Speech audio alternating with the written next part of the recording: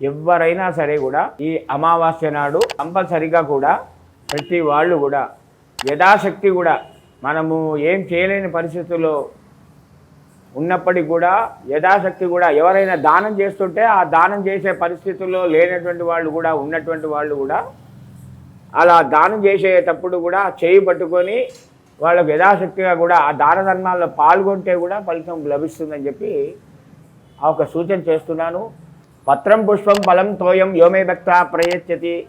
తదహం ప్రశ్నకృతం విష్ణామి ప్రియతాత్మన అని చెప్పాడు కృష్ణ భగవాను. మనకు తోచినటువంటి పత్రమైనా సరే, పుష్పమైనా సరే, ఫలమైనా సరే, ఉదకమైనా సరే, ఫలాపేక్ష రహితంగా మనకు తోచింది, నీకు తోచింది ఏదైనా సరే కూడా వస్త్రదానం కానీ, పాత్రదానం కానీ, అన్నదానం కానీ, ఇక మనం తోచినటువంటి దక్షిణ తాంబూలం ఏది ఉంటే ఎంత అయితే అంత వారికి తోచింది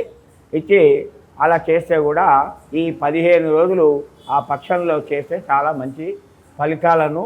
సర్పదోషము, కాల సర్పదోషము, వివాహ దోషం లేనివంటి వివాహ దోషాలు ఇవన్నీ కూడా తొలిపోతాయి.